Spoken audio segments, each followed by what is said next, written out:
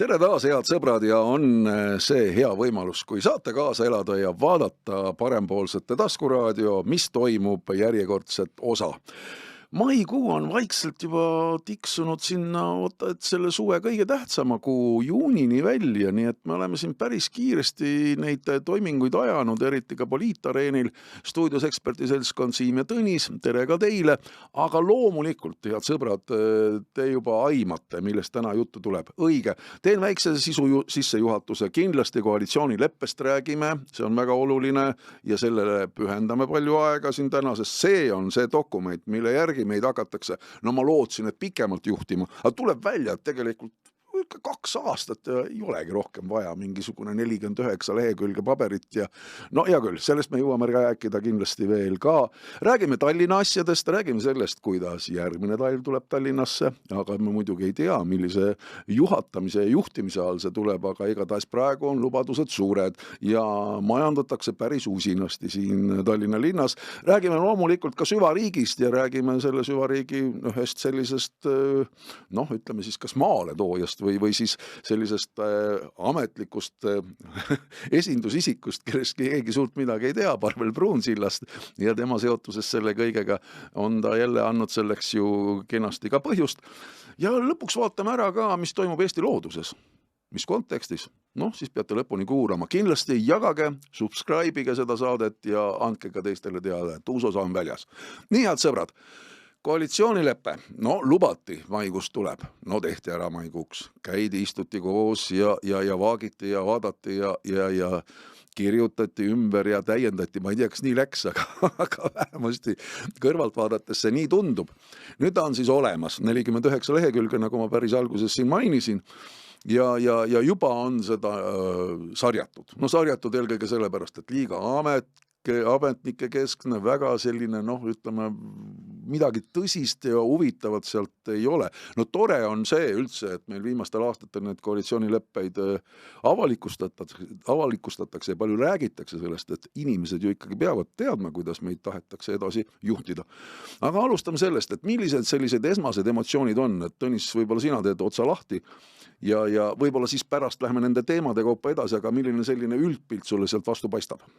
Ma alustaks võib-olla rohkem sellest esimese hooga sellest vormist ja mis sellest koalitsioonilepingust võiks edasi saada, et edasi jõuame kindlasti ka nende sisuteemade juurde.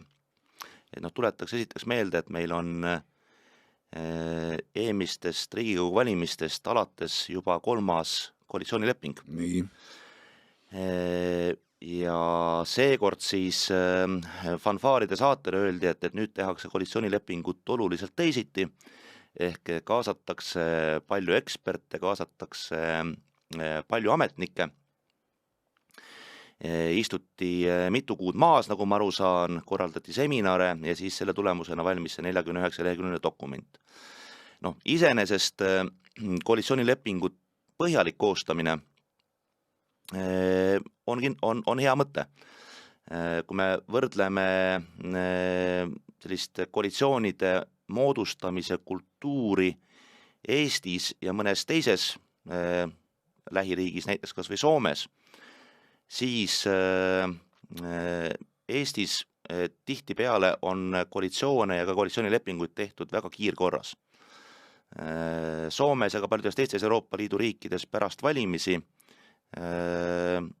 ei toimu sellist nii-öelda amokijooksu, et pigem tehakse see nii-öelda kaasamisprotsess, läbimõtlemise protsess kohe pärast valimisi ära ja võetaksegi kuu või 2 koalitsioonilepingu valmimiseks ja siis saadakse ka põhjalik dokument.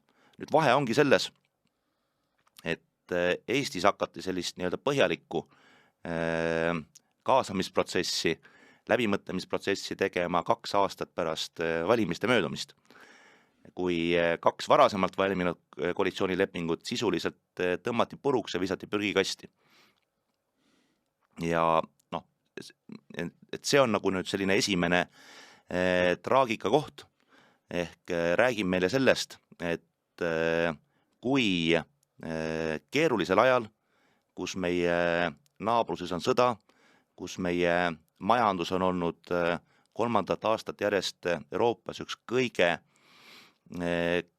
Euroopa kõige kehvemini nii-öelda hakkama saava majanduskeskkond, siis selle perioodi jooksul teha 3 korda järjest koalitsioonilepingut, see on väga selgelt kõneleb sellest, et täna valitsust juhtivad, koalitsiooni juhtivad erakonnad ja poliitikud tegutsevad täiesti sihitult. Need eesmärgid, millele mindi eelmise 2 koalitsioonilepinguga koalitsiooni toetust küsima, on ju tegelikult tänaseks kõrvale heidetud ja öeldud, et me peame nagu puhtalt lehelt alustama. Ma arvan, et see koalitsioonileping ei jää ka antud Riigikogu koosseisu puhul viimaseks. Nii lausa või? Allan, sa olid väga optimistlik, kui sa ütlesid, et 49 lehekülge tehti 2 aasta jaoks. Aga see umbes ju nii välja paistabki ju, seal vist väga suurt perspektiivi ju sees ei ole. Minu arust kõige suuremad perspektiivid, mis seal kuskil numbriliselt või aastaliselt vastu tulevad, on kuskil 2027, ehk siis ulatuvad sinna. Ülejäänud on ju kõik seal kuskil 25-26 aasta pealt tehtud. Vähemasti mina nii palju sealt sellest ridade vahelt välja lugenud. Mina julgen arvata, et me näeme uue koalitsioonilepingu koostamist võib-olla juba sel aastal. Oho, sõbrad, jätke need sõnad meelde, need on lausutud maikuu lõpus aastal 2025. Võib-olla läheb rohkem, aga kindlasti selle Riigikogu koosseisu juures. Milles on küsimus? Küsimus on ju selles, et tänasel koalitsioonil on siis Reformierakonnal, Eesti 200 on Riigikogu saalis üksnes paarihääleline enamus. Ja kui vaadata seda, et kohalike valimisteni on loetud kuud ja milline on täna valitsuse usaldus, peaministri isiklik usaldus, milline on koalitsioonierakondade usaldus, siis mitmed siin sotsioloogid peavad väga tõenäoliseks seda stsenaariumit, et Eesti 200 ei pruugi üldse näiteks Tallinnas künnist ületada ja järgmisesse volikokku pääseda. Kui Reformierakonda, millel on täna, tuletame meelde, Eesti taasiseseisvumise ajaloos ei ole ühel üksikul erakonnal olnud parlamendis mitte kunagi nii suurt esindust kui Reformierakonna praegu. Kui Reformierakonda tabab sügisel kohalikel valimistel kesine tulemus, näiteks saadakse Tallinnas võib-olla, 3. koht, kui see protsent Reformierakonna häälte protsent jääb sinna 15 kanti, siis sisuliselt muutub see koalitsioon töövõimetuks.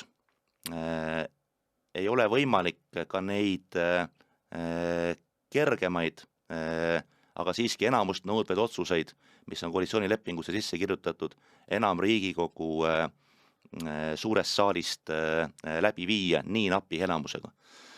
Et siis hakkab toimuma see, et kujutame ette seda päeva, kui kohalikud valimised on ära toimunud ja see eeldatav šokk on koalitsioonierakonna poliitikutele kätte jõudnud. Kujutame siis ette seda Reformierakonna ja Eesti 200 koalitsiooni, fraktsioonid peavad ühiskoosolekut, kus siis koalitsiooni liikmed vaatavad kurbadega silmadega Kristen Michalile ja Kristina Kallasele otsa. Ja kui siis tullakse rääkima, et meil on nüüd vaja mobiliseerida üks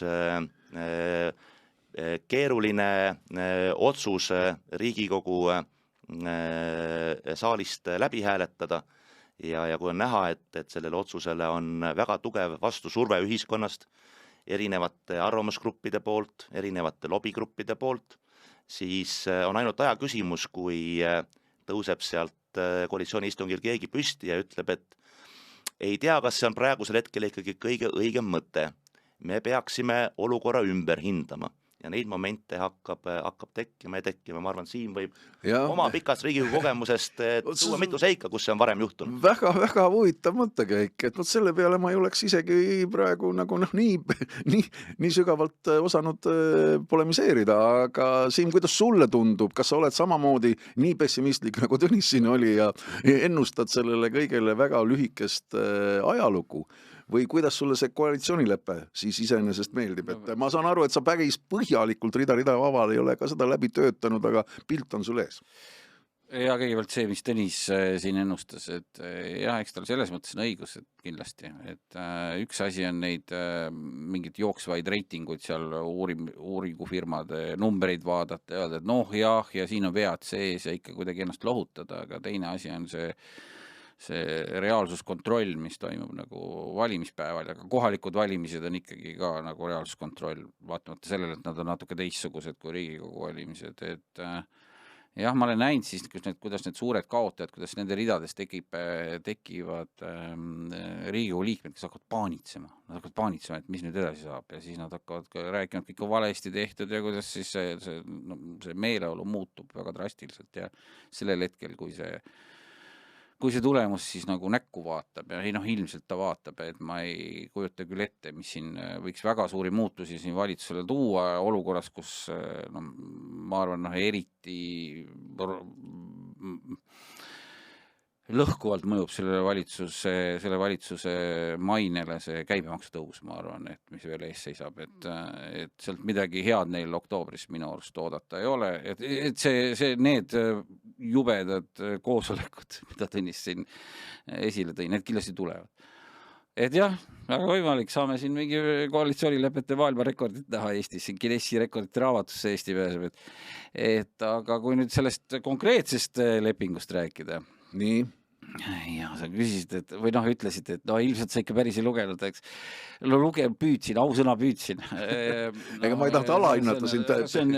Pigem eks me kõik oleme sellised üleria loed. See on selline lugeja kurnamise dokument, selline lihtsalt väsitavad su ära. Et ma hakkan natuke kaugemalt pihta, et võt Eestis on väga pikka aega on see tava, et meil tehakse erinevate valdkondade arengukavasid.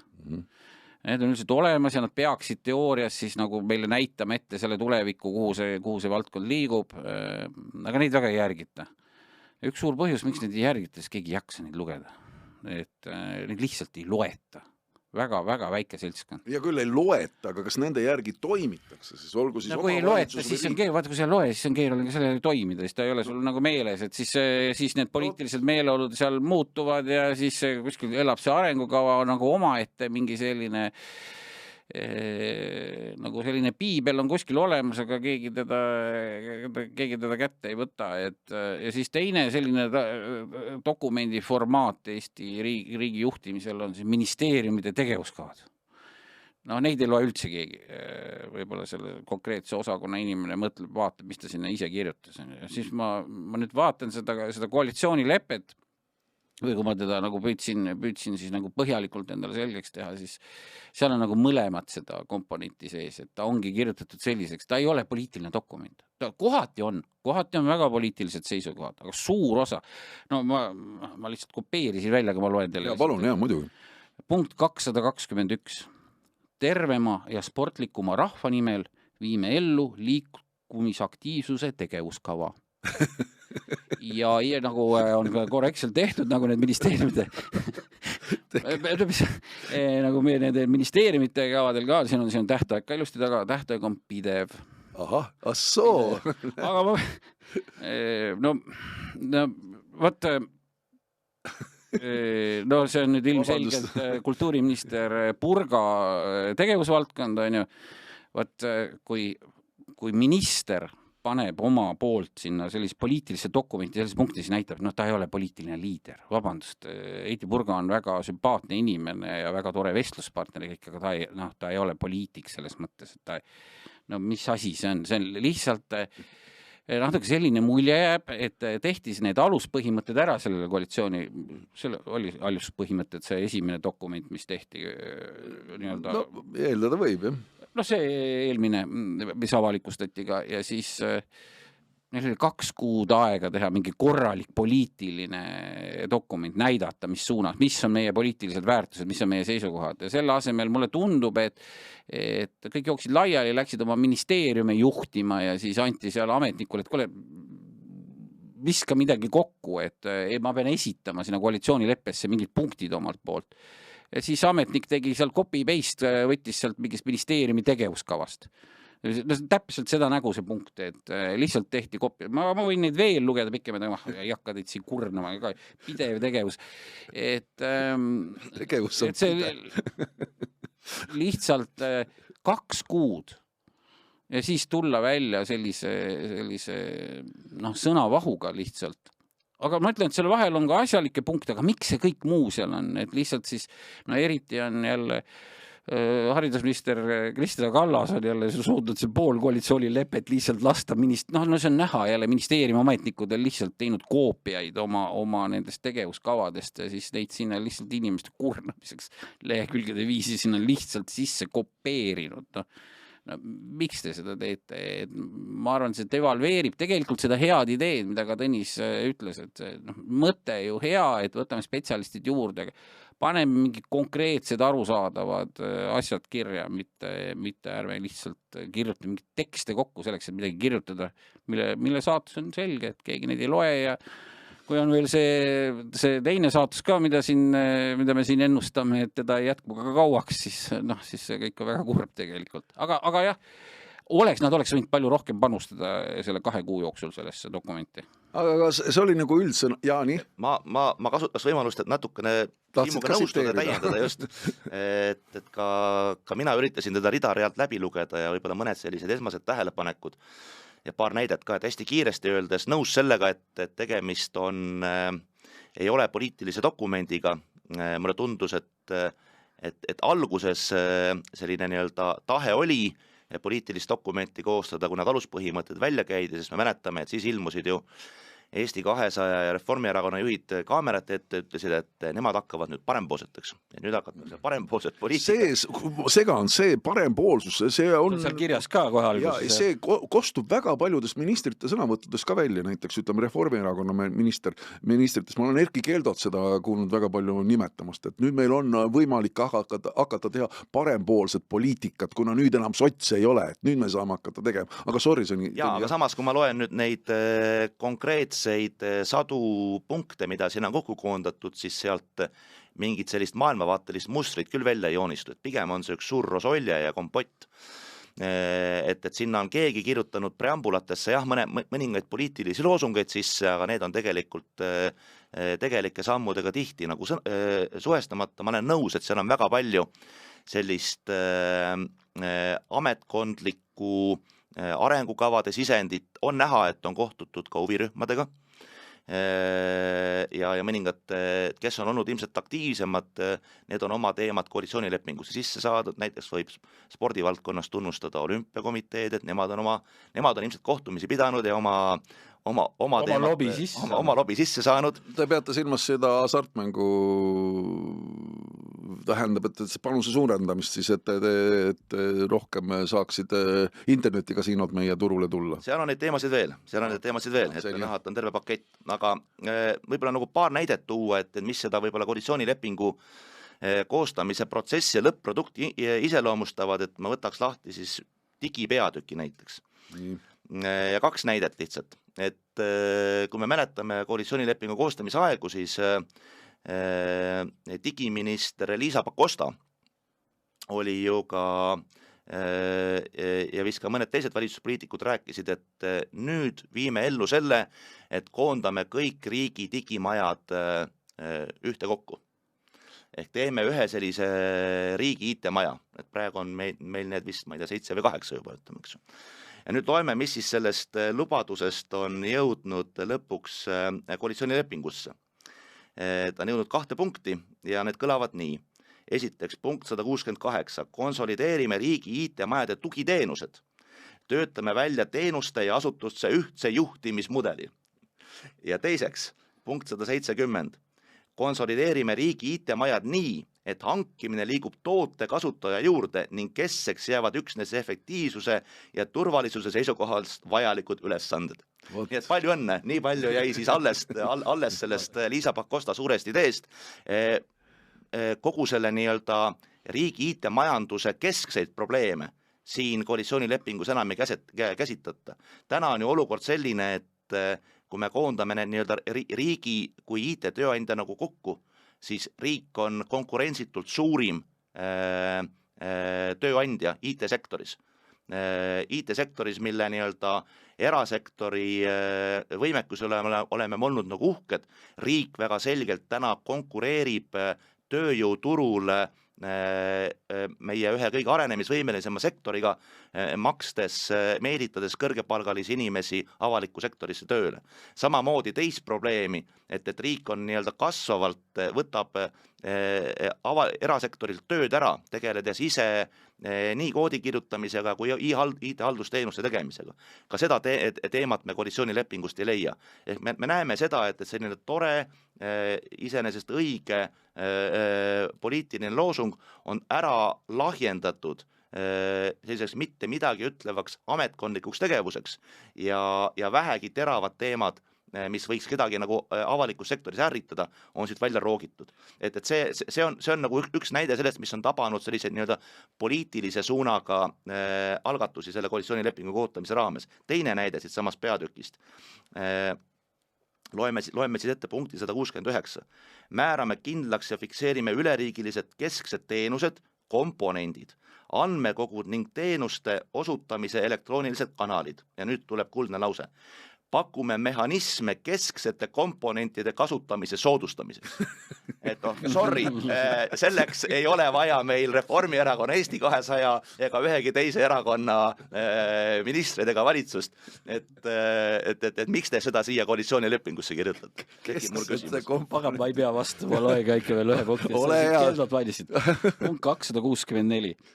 Kohaliku tööjõu potentsiaali paremaks kasutamiseks aktiveerime mitteaktiivseid tööealisi inimesi ning toetame tööturul ebasoodsamas olukorras sihtrühmade rakendamist ja oskuste omandamist eesmärgiga leevendada tööjõupuudust, katsetades sealjuures uusi innovatiivseid lahendusi.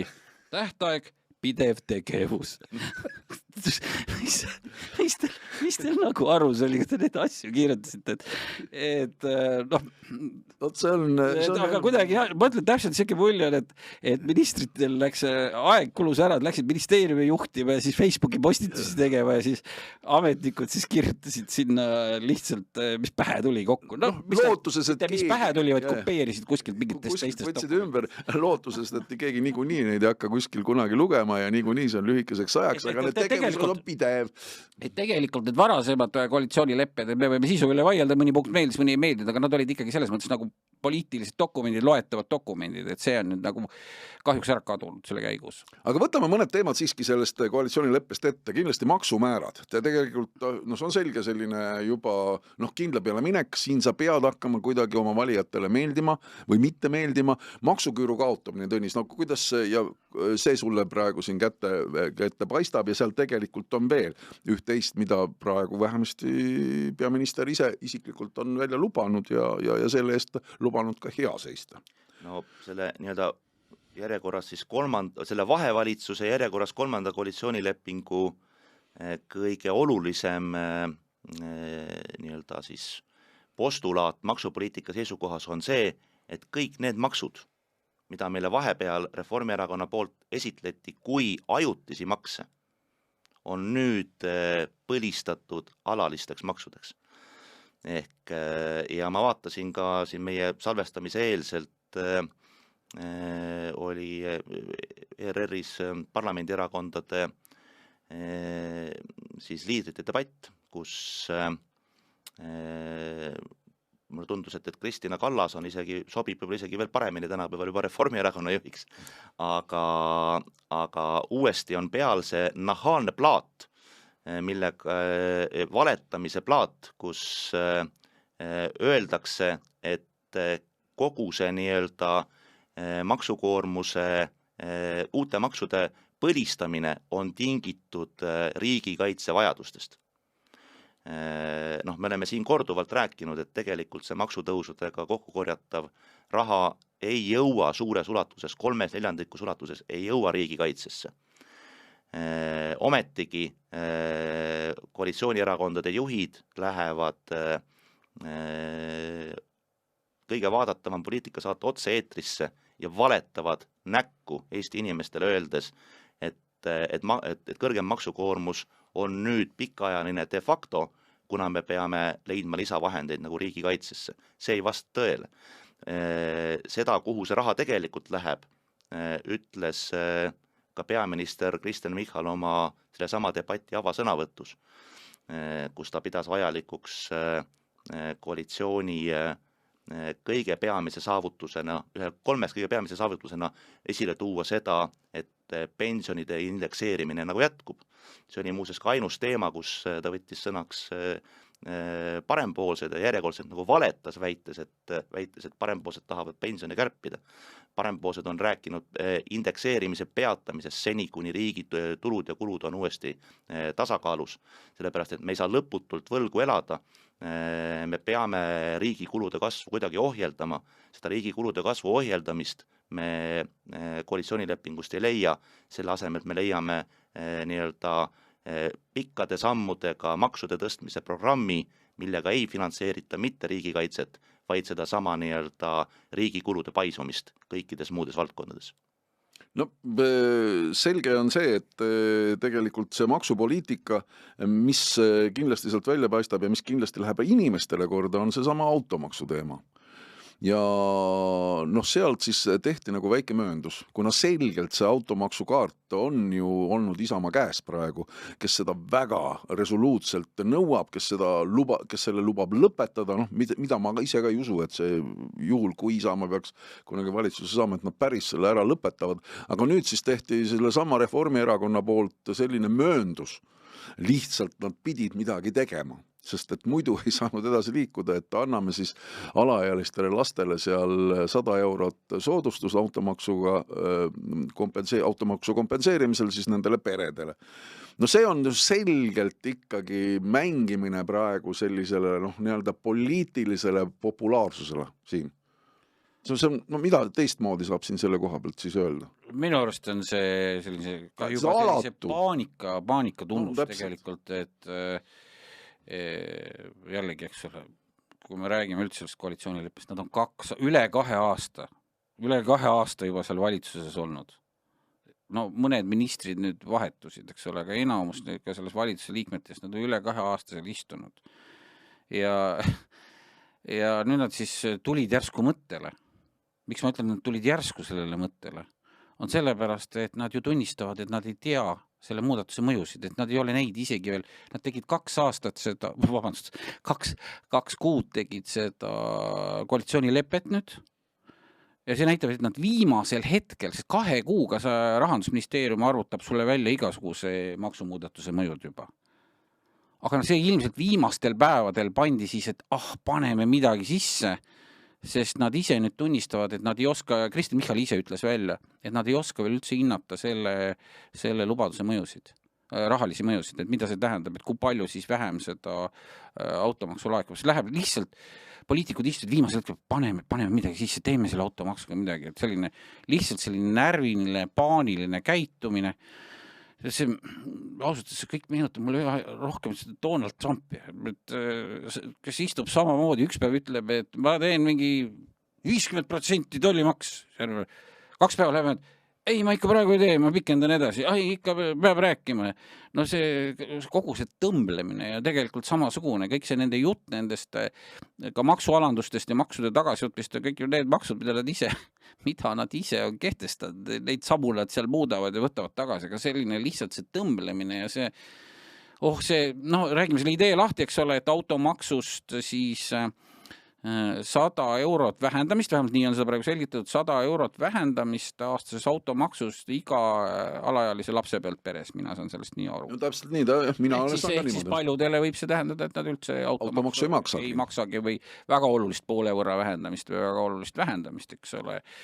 Ja need mõjusid üldse ei teagi veel, see näitab lihtsalt samal ajal, eks ole, alles see sama koalitsioon kaotas, natuke aega tagasi sama koalitsioon kaotas ära selle tulumaksuvabastuse laste pealt, täielikult kaotas ära, et selline tõmblemine edasi-tagasi ja siis jõuame jälle selle juurde, mis asi, miks see automaks tehti siis et jälle hakkame, et see keskkonda pidi kaitsma või noh, nagu meile kõik need poliitikud, need samad poliitikud on meil kõik sirge näoga meile kaamera ees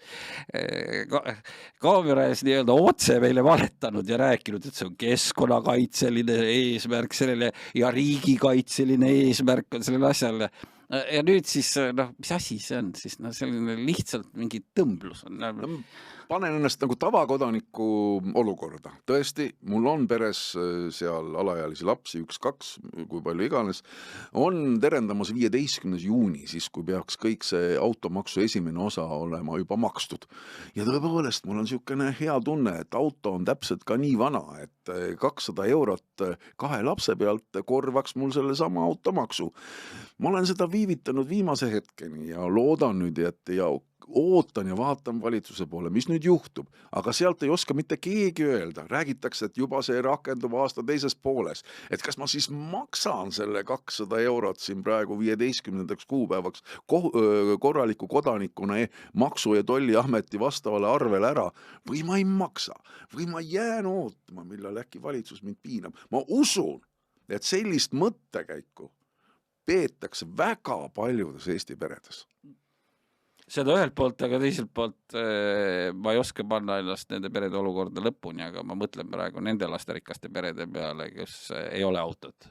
Mida nemad praegu mõtlevad? Mida mina sellest võidan? Mis asi see nüüd tehti? Mina olen siin kannatanud kõik aeg ja nüüd hakatakse, vaata näed, Pärtli pere saab sealt 200 eurot soodustust, meil on 5 alaealist lapst, autot ei ole, siin saadame lapsed ilusti koolibussi peale iga hommikul, aga me ei saa mitte midagi. No täiesti sellise viimase hetke panikkööride tegevuse. Selgelt poliitilise profiidi lõikamiseks, et selleks, et midagi ma arvan, nad lugesid ise, ega nad läbi seda dokumenti ei lugenud, see on selge, aga nad vaatasid enam-vähem seal, mis sealt on, siis ma arvan, istusid viimasel hetkel maas seal Michal ja Kristina Kallas ja siis mõtlesid, mis sõnumiga me nüüd rahva ette lähme. Riigikaitsekulud, need me tõstame. Pensionid, meie hoiame käed eemale pensionitest. Mis me veel saame öelda? Mis pole midagi öelda. Kuule, mõtleme veel, mis me teeme selle automaksuga midagi. Reinsalu selle automaksuga on hästi. Muidu ta hakkab jälle virisema selle. Teeme siin midagi. See on täpselt seda moodi välja, et viimasel hetkel istusid ja paanikaga pandi veel lihtsalt mingid punkte sisse, et lihtsalt puhas populism. Jah, mina huviga jälgin seda, et kas nüüd tõesti Reformierakonnal õnnestub see trikk nagu läbi viia, et kõigepealt, nagu oli selle ettevõtte tulumaksuga, nüüd siis nii-öelda automaksuga, et kõigepealt teeme selle nii-öelda käki ära, ütleme, eks ju, ja siis tuleme nii-öelda kaamerad, et ütlesime, et nüüd me tulime inimestele head tegema, et me jätame selle maksu ära või vabastame kedagi selleks, et inimestele vastu tulla, selleks, et toetada ettevõtete arengut, ütleme, eks ju.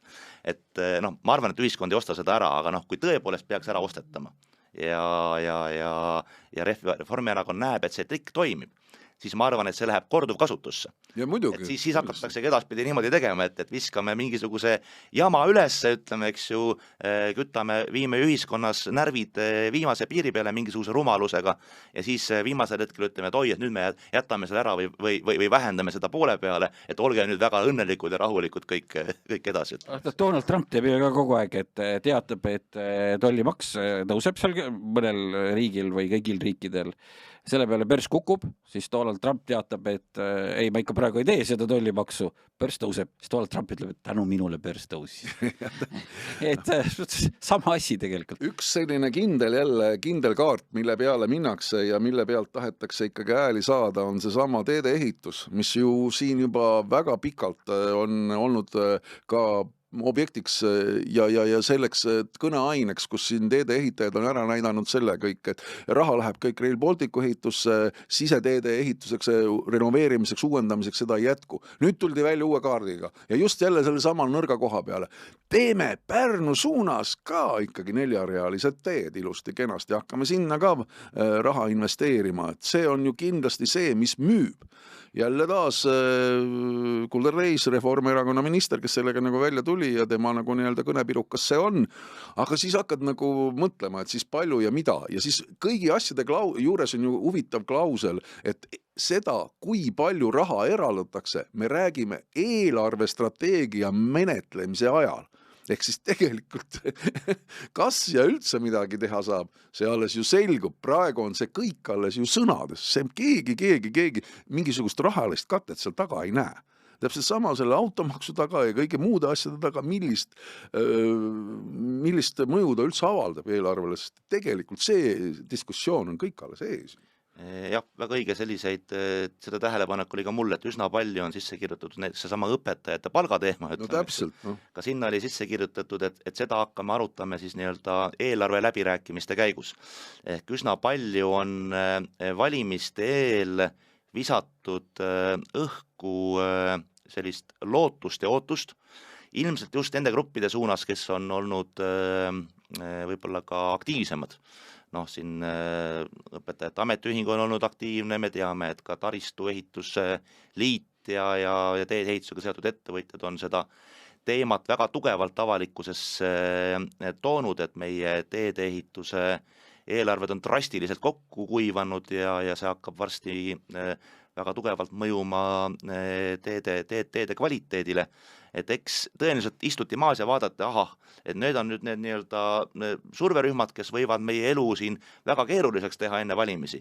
Et paneme neile ka mõned punktid sisse, aga sellist nagu väga konkreetset numbrilist ja ajalist kohustust võtmata, et lükkame selle lihtsalt nagu edasi, võimalusel valimiste järgsesse aega, et siis saab sellega uuesti nagu tegeleda.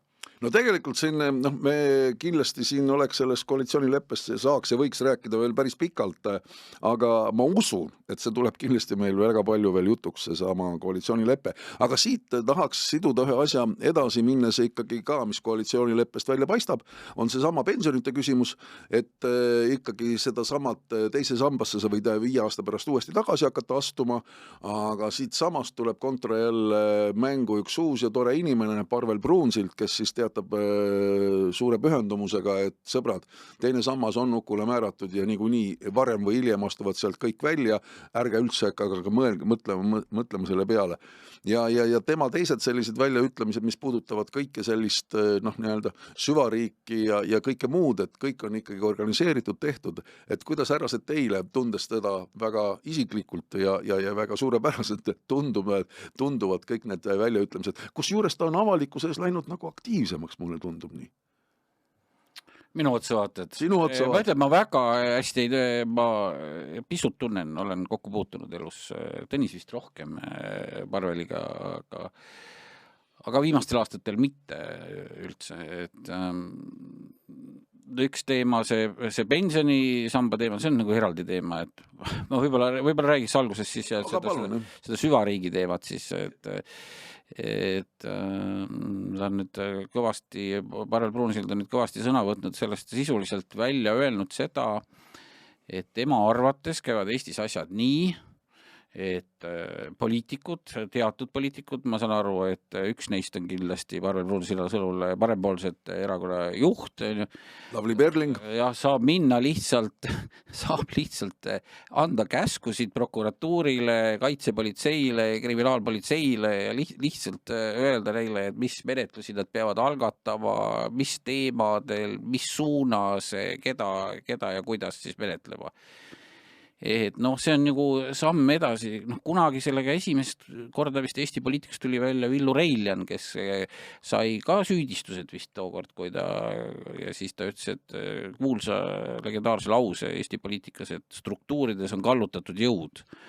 Parvel Pruunsild on sellest nüüd veel kõvasti nagu edasi läinud, ja ma olen ka püüdnud aru saada, et kas ta nagu päriselt seda usub või see on lihtsalt nagu selline suitsukate selleks, et nii-öelda pisendada oma võimalikke eksimusi seaduse ees. Aga üks teda tundev inimene kinnitas mulle küll, kes on temaga vestelnud sel teemal, kinnitas mulle küll, et ta täitsa siiralt usubki, et see on minust nagu väga kurb, et kui see nii on, et arvab, et Eestis, et see, et meil teatud siin EKRE poliitikud ja kogu aeg külluvad seda, et umbes niimoodi Eesti riigis asjad käivadki, et mingit õigusriiki meil ei ole, et mina olen küll veendunud, et Eestis õigusriik toimib, me oleme siin ka kritiseerinud paljusid asju, nii politseid me oleme siin kritiseerinud väga tugevalt, aga kokkuvõttes on asjad Eestis ikkagi, võrreldes teistega ikkagi suhteliselt hästi ja mul on küll selles mõttes tugev usk nii kaitsepolitseisse kui prokuratuuri, ma ütlen, ma ka tihtipeale ka kritiseerin mõningaid otsuseid seal, aga kokkuvõttes see asi neil toimib, aga siiralt rääkida sellist juttu, et keegi saab siin väljaspoolt mingi inimene läheb ja kontrollib nende tegevust või ütleb neile ette, mida nad tegema peavad, see on paranoia või lihtsalt naeruväärne. No see tegelikult seda ma usun küll ja see ongi tegelikult paljuski nii, et iga inimene, ka poliitiline erakond, iga üksikisik saab ju tegelikult prokuratuuri minna selle sama paberilehega piltlikult ja teha avaldus teatud asjade sündmuste kohta, kus tema arvates on kuriteo tunnused ja siis paluda seda uurida. Seda loomulikult saab mina minna sinna selle avalduse teha. Ma ei tea, võib-olla on ka Lavly Perling mingisuguse sellise avalduse teinud. Võib-olla on ükskõik millega, ma ei räägi Albert Bruunsilast, ma toon lihtsalt sellise sümboolse näite, et tegelikult ju kõik saavad, seda saab Albert Bruunsild ise ka teha ju, saab ju ka samamoodi avalduse teha ja siis on juba see prokuratuuri otsustada, kas selle pealt algatakse menetlus või mitte. Ma üritan nagu seda asja selgitada. No ja süüdistus on justkui selles, et keegi väljast ütleb, et sa nüüd mine ja algata. No jah, aga tegelikult Eesti riigis nii need asjad. Põhimõtteliselt on see igal kodanikul võimalik selline avaldus teha. Avaldus saab ikka teha. Avaldus saab teha, aga ma arvan, et see teema on... ma saan aru ka, mis tema mõtleb selle all, et aga lihtsalt ma praegu üritasin natukene selgitada olukorda. Võib-olla sellest samast Villu Reideni omaaegsest ütlusest peale hakates, et tõepoolest, kui me mäletame, kunagi oli Eestis sellised päris suur teema nagu maadevahetuse protsess. No absoluutselt, jah. Ja mitmed ka tuntud ettevõtjad olid seal uurimise all, oli ka süüdimõistvaid otsuseid. Et tol ajal oli ka nagu periood, kus üsna pika aja jooksul päris nimekad ettevõtjad, suhtekorraldajad rääkisid seda juttu, et tegemist on poliitilise nõiajahiga nende vastu. Tol hetkel süüdistati just Isamaa erakonda ja Isamaa erakonda kuuluvaid poliitikuid selles, aga sellega vahega, et seda juttu tol hetkel rääkisid ikkagi peamiselt nagu kahtlustuse saanud ettevõtjad, nendega suhtlevad inimesed, kellest ühest tuleb ka kohe juttu. Ja kes on täna üks Isamaa tipp-poliitikuid ning üsna pikka aega tegelikult ju külvas ühiskonnas usaldamatust Eesti kui õigusriigi toimimise vastu Keskerakond Savisaare juhtimise ajal. Et ma arvan, et ma vaatasin ka üle siin Parvel Pruunsilla intervjuu ja veel mõned Isamaa juhtpoliitikute umbes samal ajal ilmunud nagu internetipostitused. Ja mulle tundub, et tegemist ei ole sellise puhtalt isikliku emotsiooni pealt välja öelduga, vaid ikkagi planeeritud sõnumi edastamisega. Et ma tõepoolest ka isiklikult Parvelit tean, ei ole ka aastaid enam suhelnud, aga omal ajal olen suhelnud. Parvel on kindlasti süsteemne ja tark inimene, kes ka väga hästi oskab oma tegevusi planeerida.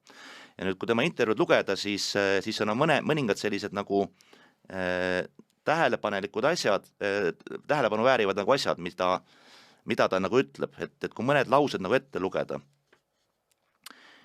et Eesti liberaalse eliidi tahe oma vastasele või konkurendile ära teha on nii suur, et igasugune moraal ja eetika heidetakse kõrvale ja lastakse oma oponendiga organitel teha mida iganes. Ta hiljem oma intervjuus räägib Lavly Perlingust, ta räägib ka Reformierakonnast, oma osa saavad seal kätte Salk ja mitmed meediaväljaanded, aga siit ehitatakse sellist nagu narratiivi, mida me teame ka rahvusvahelises sellises vandenõu teoreetikute maailmas nagu levivad, et on kuskil mingi selline roiskunud räpane liberaalne eliit, kes kasutab riiki ja ka õiguskaitseorganeid enda isiklike huvide tagaajamiseks. Parvel läheb selle kirjeldamisega ka üpris detailseks. Ta toob siin nagu näiteid ja püüab jätta siis nagu mulje, et tagakiusatud erakonnad on meil Keskerakond, EKRE, kellele heidetakse ette väidetavalt väikseid asju. Keskerakond on siis tema jutu järgi olnud pikka aega sellises nagu kannataja rollis ja nüüd on siis sellesse nii-öelda kannatajate pinki toodud ka Isamaa ja ta väga osavalt oma sõnumis jätab ka mulje, et see on tegelikult kõik nii-öelda ideoloogiliste eesmärkide nimel, näiteks sellised laused. Aga siis vastupidine näide. Kuidas alustatakse uurimist poliitilise mõjutamise eesmärgiga, on loomulikult Porto Franco juhtum. Kui niimoodi päevase täpsusega pannakse enne abielu referendumi otsustamist Riigikogus Jüri Ratase valitsus selili. Ehk see ei ole lihtsalt nii-öelda väidetavalt uurimise all oleva inimese kaebejutt.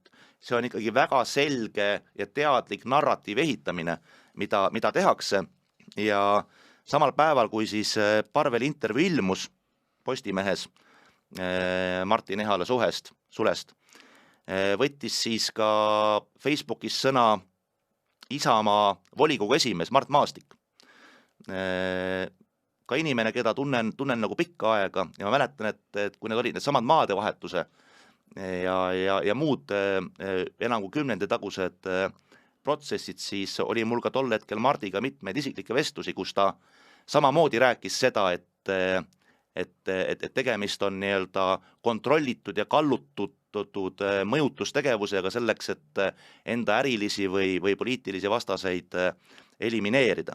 Et nüüd on Mart Maastikust tollasest ärimehest saanud siis poliitik, Riigikogu liige, Isamaa nii-öelda 3.-4. mees ja poliitik, kes samamoodi levitab narratiivi, räägib, et on äärmiselt ohtlik, kui meie riigitüüri juures on inimesed, kel on piiramatu võim sorida teiste eraelus, rahakotis ja veel hullem mõtetes.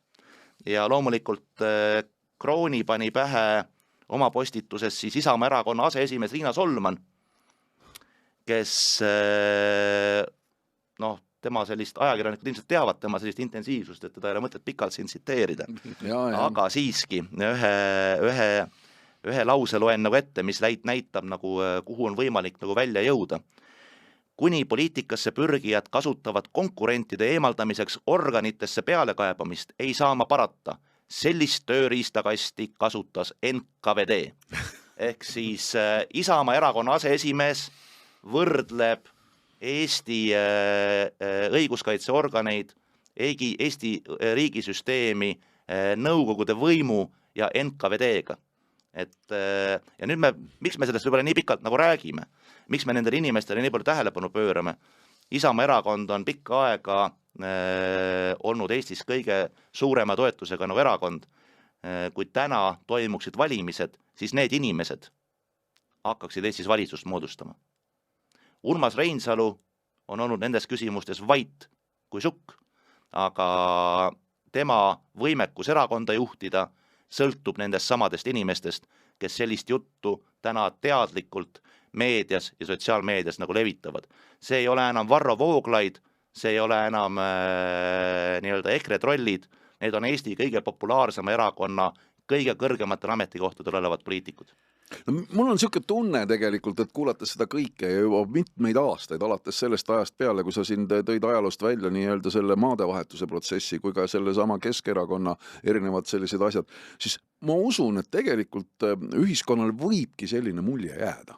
Ja paljud inimesed ilmselt mõtlevadki nii, et vot seda Edgar Savisaart kiusati ja nüüd kiusatakse neid ja neid ja neid, aga neid poliitilisi elakondi tegelikult erinevate uurimiste vahel on ju päris kõik, absoluutselt kogu palett on läbi käinud, erakondlike või kes praegu ütleme on suuresti seal võimu juures. Kõikide erakondade puhul on see läbi käinud. No tõsi, teine pool on, ma natuke tooks teised teemaga välja, ütleme see selline menetluse läbiviimine ja lõpuks need õigesmõistvad otsused, mis on inimesi ruineerinud ja kõike see on loomulikult nagu jama.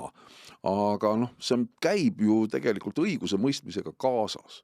Ka meie siin, ma olen väga nõus sellega, ka meie siin saates oleme ju seda samamoodi kritiseerinud, eriti menetlustähtaegasid. No täpselt. Selleks, et need venivad, ka seda olukorda, et kui inimesel on esitatud süüdistus ja ta on isegi õigeks mõistetud, et siis teinekord see protsessi taak käib temaga kaasas, näiteks tal ei avata pangaarvet, et neid probleemi kohti nagu on ja igas õigusriigis on probleemi kohti. Nendest peabki nagu avalikult rääkima, neid peab kritiseerima, ei ole ei kapo, prokuratuur ega ükski teine asutus ei ole Eestis puutumatu, kõik nad on tegelikult järelevalvele ja kriitikale nagu avatud. Aga selleks kõigeks ongi tegelikult demokraatlik nagu protsess. See, mida räägib meile praegu Eesti populaarsem erakond, on see, et Eestis õigusriik nagu ei toimi, et Eestis demokraatlik protsess ei toimi ja see on fundamentaalselt vale. See on teadlik vale ehitamine, see on teadlik tegelikult riigi õõnestamine. Sest kui me vaatame nagu fakte, ma vaatasin, et üsna palju ilmub kõikvõimalikke reitinguid, mis ei ole Eestis ka võib-olla tähelepanu saanud. Rootsi FDM Democracy Institute koostab iga-aastast inimõiguste rankingut, kus pannakse kõik maailma riigid ritta, seal lõpus on tavaliselt Põhja-Koread ja Venemaad ja nii edasi. 2024 reitingus Eesti on selles rankingus number 1, maailmas number 1, rahvusvahelise analüüsimaja seisukohalt, et tulla meile rääkima, et meil on süsteemis kallutatud jõud, see lihtsalt ei vasta tõele. No ma toon ühe konkreetse, võtame selle sama Pruunsilla väite, et kuidas poliitiliselt juhiti, millal siis tuldi välja Porto Franco selle süüasjaga, eks ole. Et enne siis hääletust Riigikogus abielureferendumi teemal. Et sel ajal siis kes siis valitsesid siis Keskerakond, EKRE ja seesama Isamaa, et siis nemad olid siis justiitsminister oli Raivo Aeg, kui ma ei eksi, justiitsminister Isamaa, justiitsminister oli pannud ametisse peaprokuröri, seesama Isamaa justiitsminister pani ametisse peaprokuröri. Ja siis seesama peaprokuröri juhatud prokuratuur, siis Pruunsilla väitel tegeles siis, kes siis tegeles, Isamaa ise tegeles siis või? Et tuleb siit välja, no järelikult pidi olema siis. Kui niimoodi seda mõttekäiku jälgida, Sest see oli Isamaa ministri ettepanek määrata see inimene peaprokuröriks. Aga võib-olla, kui vandenõuteooriat jätkata, äkki see oligi Isamaa kättemaks Keskerakonnale, et nemad sealt saavad ära kaoksid Eesti. ja tõesti, nagu siin Tõnis ütles, et Urmas Reinsalu saab väga hästi, endine justiitsminister Urmas Reinsalu saab väga hästi aru, kuidas need asjad ei käi nii. Aga ta hoiab suu kinni ja laseb seal sündida. On kaks võimalust, et kas ta mõtleb, et las möllavad, et see toob kokkuvõttes meile hääli juurde, või ta lihtsalt ei kontrolligi üldse absoluutselt olukorda. Muide, sel nädalavahetusel on ju, me kahjuks tulemusi siin saadet salvestades ei tea, aga sel nädalavahetusel on Isamaa suurkogu, kus esimeheks valitakse tagasi Urmas Reinsalu, aga väga tähtis, milline seltskond hakkab kontrollima Isamaa juhatust. Ja see seltskond kontrollib siis seda juhatust kuni järgmiste Riigikogu valimisteni. Ja selles mõttes on see nagu väga muret tekitav, et kui see sama seltskond, keda siin Tõnis tsiteeris, reaalselt kontrollibki juhatus seda erakonda, siis kõigel sellel, mida Tõnis ette luges, sellel ei ole riigimehelikkusega mitte mingit pistmist, et see on selline küüniline arvestus Eesti riigi maine arvel, Eesti kodanike usalduse arvel oma riigi vastu lihtsalt ehitatakse oma populaarsust ja tõesti seda on teinud EKRE, edukalt, seda on teinud Keskerakond edukalt ja kui nüüd sinna samasse leeri kaldub ka lõplikult ära Isamaa, siis see on väga suur murekoht meie ühiskonnale. Kindlasti jääme protsesse ka Isamaa ümber jälgima ja nagu sa ütlesid, et suurkogu toimub ja kindlasti saab olema põnev, kes seal siis tüüri juurde asuvad. Aga tuleks alla linna, sealt kõrgelt poliitilistest vääridest ülevalt, kui nimetatakse siis Toompeaks. Ja all linnas tegelikult on ka päris põnevaid sündmusi ja võtsime ette siin 2 teemat, mida siin teiega, head sõbrad, käsitleda. See on kindlasti see, mis paljusid pealinnasi paeluv on kõigepealt, et nüüd on otsustatud nii, et 11 miljonit tuleb eraldada selleks, et Tallinna tänavad ilusti kenasti puhtaks saaks. Ja teine natukene haakuv on ka see, et Tallinna tänavavalgustushange kukkus läbi. Ise asi on, kas siis kukutati läbi või kukkuski läbi ja öeldi, sõbrad, hea küll, Tallinna linnatranspordi AS Kaido Padari juhtimisel, Kaido on võimekus juht, absoluutselt tunnen isiklikult ja kindlasti väga tubli mees, et ma võtan enda alla ja hakkan ka siis tänavalampe siin vahetama ja parandama ja nii otsustatigi. Kuidas sellised otsused siis nagu välja paistavad? Eelkõige see 11 miljonit lumepuhastusse, see on selgelt ju poliitiline lubadus. Ei, lubadus on ju järgmisele koalitsioonile, mitte endale ju. Millal see lumi tuleb? Pärast kohalike valimisi. See on ju põhiline. Et inimesed mõelge rahulikult kõigepealt selle peale, et ma nüüd luban, et teised hakkavad tegema selle lubadus. Vot näed. Siin on asja võti. Et jah, nad lubasid ka ise seda teha. Aga valetasid. Ise ei teinud, on ju. Tegid osaliselt, ütleme siis nii, et osaliselt täitsid oma lubadust, aga enamuse osas ei jätsid täitmata. Ja siis nad lubavad järgmise valitsuse eest, järgmise linnavalitsuse eest annavad inimestele lubadusi, et ja kogu selle asja ratsionaalsus, et ma ei kujuta ikkagi ette, kuidas see välja näeb, kas tõesti iga väikest Nõmme tänavat üldse on mõtet seda kõnniteed seal koristada, et vaata nagu ratsionaalselt, et lõpuks kõik need toredad lubadused, mis teile antakse inimesed, te ise maksate need oma taskust kinni, meie kõik koos maksame need oma taskust kinni, et see ei tule kuidagi nende erakondade enda rahast. Ja siin julgen tegelikult inimesi ka kutsun üles lausa, et jälgige neid lubadusi, mida ka, ütleme siin omavalitsuste eelkõige Tallinna poolt tulevad. Siin on ju selle sama suurte haiglate ühendamine, mis siin ka vastu just võeti ja saadetakse volikokku ja küll sellel teemal oleme ka siin palju rääkinud, aga need lubadused, sõbrad, need lubadused hakkavad kehtima alles siis, mis puudutavad talve, ju alles siis, kui valimised on läbi. Aga jah, et üks asi on jah lubadus, aga teine asi nad nüüd konkreetselt võtavad vastu linnavalitsuse otsuse, linnavolikogu otsuse, vabandust. See lükatakse ümber, kui uued tulevad. Konkreetselt otsus, et nüüd teine peab täitma, et hästi inetu käitumine tegelikult, seda laadi otsuseid teha üldse. Aga ütleme, see sama tänavavalgustuse probleem, et tõesti viia see selline, ütleme siis haldusüksus, millega siin on tegeletud ju aastaid ja pikalt ja kus on tehnikat peale ostetud ja kõike muid tehtud. Ilmselt seal võib-olla kellelegi ei meeldinud see hind, mis seal hankes võib-olla oli ja lihtsalt nüüd läheb sinna sinu kätte ja vaata ise, kuidas hakkama saad. Seal tuleb ju kõik tegelikult, see on hoopis kardinaalselt teistsugune tehnika, teistsugune lähenemine, teistsugused inimesed, kui praegu siin ütleme Tallinna ühistranspordi korraldada ju. See on nagu täiesti kummastav, et linnavalitsus, korra juba siin saates rääkinud, linnavalitsuse koalitsioon, mille 4 osapoolest 3 nimetavad ennast parempoolseks, tegelevad mingisuguse munitsipaalkapitalismi edendamisega, et need uudised tuleb justkui nagu iga paari nädala tagant, ütleme, eks ju. Et midagi ei tohi erastada, linn peab järjest rohkem nagu tegema, tuleb uusi linnaettevõtteid nagu luua, et nagu korra nagu mõtlen, et milles selline nihe on nagu tekkinud, et me oleme riigi tasandil nagu näinud seda ka nagu pika aja jooksul, et mingil hetkel hakkab kujunema teatud tasemel seal ka nagu juhtivate ametnike seas selline nagu hoiak, et riigis olemegi meie, et meie oleme need nagu riigikandjad ja hoidjad, et erasektor, et nemad teevad ainult sikku, ainult tahavad raha teenida, suli teha, ütleme, eks ju. Et me peame ikkagi rohkem asju enda käes hoidma, et siis on nagu kindel ja korras, ütleme, eks ju. Ja võib-olla see on see mõtteviis, et see on nii-öelda selline põhjendamatu erasektori umbusalduse nagu avaldamine.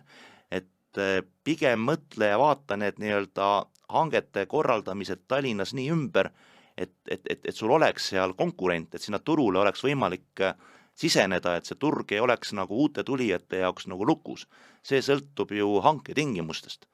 Mitte ära paku lahendusena seda, et me krahmame järjest rohkem tegevust linna enda kätte. No, jah, eriti hull on see, et sa siis võtad selle ühele aktsiaseltsile, kellele ma tunnen ka väga hästi Kaido Padarit, väga, väga tore mees, aga nendel puudub ju ettevõttes igasugune kompetents, täiesti null. Aga Kaido Padar on kindlasti ettevõtlik ärimees, tema ütles, et muidugi tema leiab lahendust, ta muidugi leiab lahenduse, aga küllap ta leiabki, aga täiesti milles linna ettevõttes, ma ei tea, paneme siis lauluväljaku sihtasutusele anname siis, ma ei tea, apteekide pidamise, millega te tegelete, täiesti nagu täiesti kokku sobimatud asjad, eks ole, siis lihtsalt otsustada erasektori läbi lõigata, seal taga on jälle mingid töökohad, jälle seesama, millest me siin nii palju räägime, see kindlustunne ettevõtjatel. Et see jälle kaob, jälle väheneb nagu kardinaalselt, et nad lihtsalt nende jaoks üks mingi tegevusvaldkond kaob ära, ja siis hakatakse seda kunstlikult rajama sellise kohta, kus ei ole mitte mingeid eeldusi ega aluseid selle asja sinna rajamiseks. No täpselt see on tegelikult meenutab väga täpselt ka kunagist keskerakondlikku linnavalitsust, kus täpselt samamoodi tehti. Seesama prügi vedamine, kõik see teisaldamine, see oli alguses ju eraettevõtete käes. Siis linn peab hakkama ise sellega tegelema. Liiga palju raha maksame nendele ettevõtetele. Miks me võiks selles rahas ise supelda? Ise organiseerime, teeme. Siis samas lähiajaloost on ju seesama linna selline munitsipaalettevõte või see haldusettevõte, kes hakkas siis tegema igasuguseid parke hooldama kõike muid, selleks, et meil oleks ka see haldusüksus ikkagi olemas, siin Kadrioru park või mida iganes, et saaks seal nagu korra majja. See on täpselt see samamoodi käitub praegu sotsiaaldemokraat. Läbinisti vasakpoolne mõtlemine. Ja selleks, et oleks meil ikkagi positiivne mõtlemine, siis üks hea uudis siia lõppu ka ja meil on stuudios ekspert, kes selle koha pealt kindlasti teab vägagi palju rääkida. Euroopa Liidu tasandil on otsustatud nüüd see, et huntide kaitsmine tuleb leevendada. Ei ole seda, et siin need võsavillemid käivad mööda talumajasid ringi ja rapivaid lambaid seal ja lõhuvad kõik asjad ära ja veel, mis kõige hullem, veel lisaks lammastele vasikaid ja kõike muid. Nüüd Euroopa Liit tõstis käe, minu arust 387 saadikut oli poolt. Ei, huntide kaitsmine tuleb ära lõpetada ja neid meetmeid leevendada. 20 000 hunti pidi kogu Euroopa Liidu peal ringi luusima kuskil. Kuidas siin sellesse suhtuda siis? Meil on siin räägitud, et andke meile võimalus jahimeestele, et me hoiame seda populatsiooni korras, et selleks nad ei teeks seda kõike. Nüüd ei lubatud ja nüüd Euroopa Liidud seda võiksite ikka natuke kõmmutada seal küll kuskil hundikesi. No, kui sa eksperti nimetasid, siis ma arvan, sa pidasid Tõnist silmas või ennast, ma ei tea keda. Aga ma pidasin sind silmas.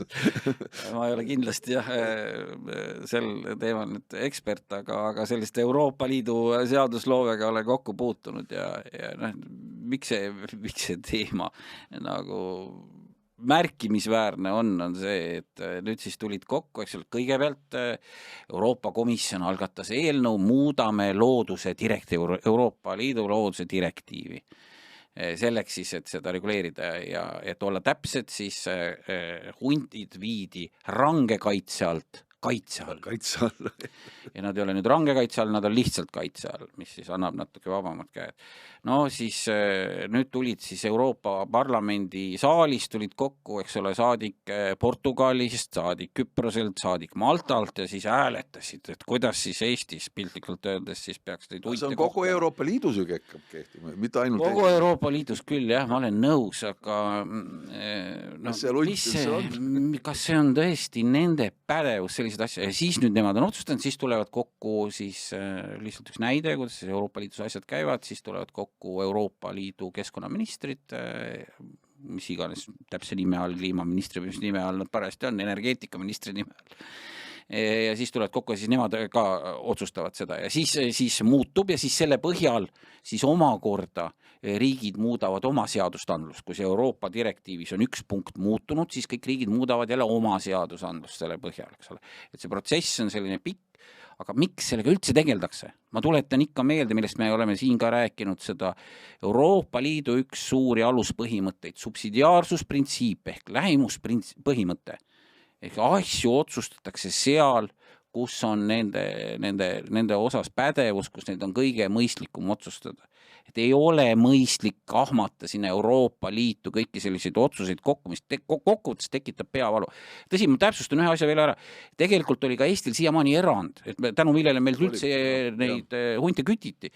Aga nagu me teame, keskkonnakaitsjad selle põhjal, et üldpõhimõte, et hunt oli range, on seni veel range kaitse all Euroopa Liidus, vaidlustasid ka selle erandi kasutamise või rakendamise Eestis, eks ole. Et nad lihtsalt kasutasid ära seda, et üldine otsus Euroopa Liidus kõik ühtemoodi, aga ei ole mõtet teha selliseid asju, selliseid universaalseid otsuseid Euroopa Liidu asjades, mis on nii riigispetsiifilised, et ei ole, ärge kahmake kõiki neid asju siin Euroopa Liitu kokku, andke see otsustusõigus sinna, kus on õige tase seda otsustada, las Eesti ja Poola riigid otsustavad ise, kuidas oma huntidega ringi käia ja Portugalis ei peaks selle üle arutlema. Nii et head hundid metsas, siinkohal tõmbame joone alla ja vaadake hundid teinekord, kelle poolt te valite. Et praegu läheb teie elu natukene keerulisemaks, aga see selleks.